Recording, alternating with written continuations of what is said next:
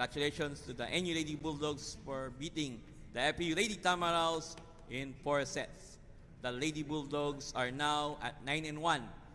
We have Coach Sherwin Meneses, Shaira Hardio, Lams Lamina, and Eliza Solomon. Coach Sherwin, congratulations for this bounce back victory. Parang na-reset lang yung after you lost to UP. So, what can you say about your team's effort? Especially, ito, kailangan palit kayo mag number 1 para makuha niyo yung twice to beat. Siyempre, thankful talaga kami kasi naka-recover kami from last game. Yun naman yung pinaka-importante palagi. So, naka-recover kami sa loss namin. Naka-move on.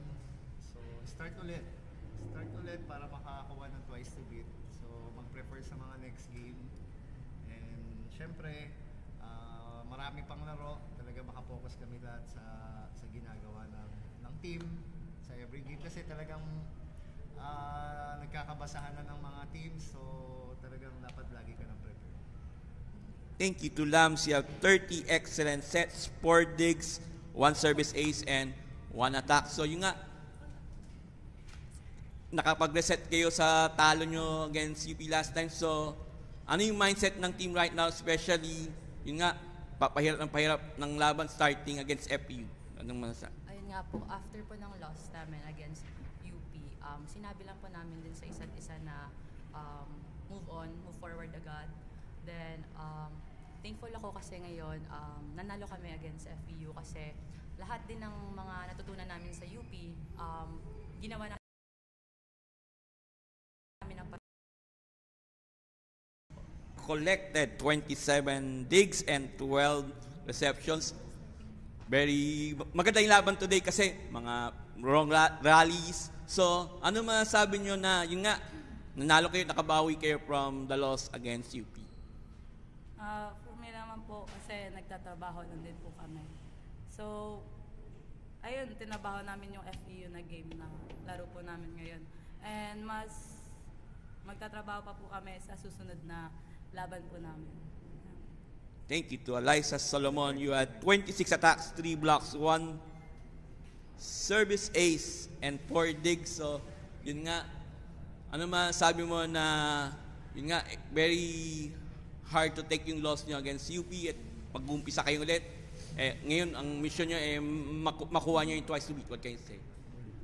Thankful ako na nangyari yung sa UP game namin. Kasi parang para sa akin, nakita ko siya as wake-up call na dapat hindi kami maging complacent talaga kahit number 1 kami. So, ayun, after ng game na yun, nag-move forward agad kami, then tinabaho namin kung ano yung mga dapat trabahuhin. And thankful naman kami kasi marami kaming lessons na nakuha ng game na yun.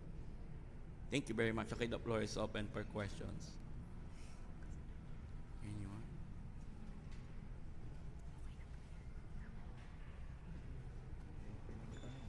For Coach, bukod po dun sa talo nga sa UP, parang galing din po kayo sa talo kagabi. Parang rare po siguro sa inyo, lalo na ngayon yung mga sunod-sunod na pagkatalo. Parang as a coach lang din po, paano nyo kumbaga in-adjust din yung mindset approach nyo na galing sa mga mabibigat na talo, tapos ngayong araw mabigat din yung pagsubok na FEU nga yung kalaban? Siyempre, hindi ganun kadali, pero sabi ko nga, mindset ko, yung mga good team, pag natatalo, nagbabounce back talaga yan. So, hopefully, makabounce back din na ako sa kabila. So, yung NU naman, talagang good team yan. Malaman lang namin kung saan kami nagkamali talaga sa mga last game namin. So, yun yung pinaka-importante. About sa mga games ko, marami pa yan. So, ready lang palagi. For Lams and Eliza naman, ano siguro pinaka-important takeaway nyo in terms of yung laro nyo against UP na sinigurado nyo hindi nyo na uulitin ngayong araw against FEU? Siguro yung sa floor defense namin kasi yun yung pinaka-napansin ko na nagkulang kami against UP. So, nung game na to, yun, nakita naman natin kung gaano sila hindi na mabagsakan. Diba? Tapos, ayun, mabilis din kasi yung naging game adjustment namin today unlike nung Add ko lang po sa sinabi ni Ate Alay po, which is yun nga po, yung floor defense po. Kasi it is very important po talaga kasi pag first ball. So, ayun po, kailangan lang din po namin pagtatabuhan yun. So, kaya na-apply din namin siya sa ngayong game po. And for Shaira, after round 1, nasa top 10 ka din sa overall sa statistical race. So, parang gaano ka lang ka-satisfied sa naging improvement mo lang din as a player with NU, lalo na ngayong season? For me po kasi hindi pa ako satisfied sa mga laro ko. Mas gusto ko pa ma-improve pa po sa tulong ng coach. Push siya 6 balls. Ay, palagi 6 balls kasi charot. Meron ka pa pula. Ang dami. 6 balls. Okay na. Shaira, yun nga, maganda yung nilalaro mo ngayong season. Ano ba yung nagiging motivation mo this year? Yung motivation ko is mag-back-to-back po kami. So, ayun nga, lagi ko lang sinasabi sa sarili ko na magtrabaho lang ako. Na, yung role ko lang yung trabahuin ko kasi, ayun nga, gusto ko mag-connect kami ni Ate Lams kasi kami yung key sa loob ng court. So, ayun, sinasabi sa akin ni Coach na doon lang ako lagi sa base ko, madami akong makukuha. For Lams and Eliza, yung first round nyo sa FEU, mas pinahirapan kayo nung nag 5 sets kayo. Siguro ano na lang yung dinala nyo from that experience na ginamit nyo ngayon, especially even nung set 4 nung hinahabol kayo ng FEU. Nung after, yun nga, na kumbaga alam naman nyo kung gaano ka-competitive yung FEU na kalaban. Sinabi namin sa team na dapat unahan agad namin sila kasi kapag lamang sila ng malaki, kami nahihirapan eh. So, parang nung fourth set, niremind talaga namin yung isa't isa na kailangan lumayo agad yung score para mapadali yung laro na. Add ko lang po kay Ate Alay since FEU is mahirap po talaga kalaban yun. Like, from defense to offense. And siguro ang tingin ko is yung grit namin sa paglalaro every game. And mindset lang po talaga. Coach, nung hinahabol kayo ng FEU, you had, I think, 2 timeouts in the span of 4 rallies, no? Nung nakaapat na sunod yung FEU. Siguro ano na lang po yung napag-usapan sa huddle na yun and gaano ka satisfied ka dun sa pag-adjust ng players mo to end that set? Siguro it's about sa timeout talagang need lang kasi may mga run talaga yung FEU. So, I think konti na lang naman eh. So, nasa bandang dulo. Response naman ng mga players palagi, every point talagang kailangan lang namin maka 1 point, then maka 1 stop. Yun lang naman lagi yung sinasabi ko sa kanila. So, nag-response naman sila.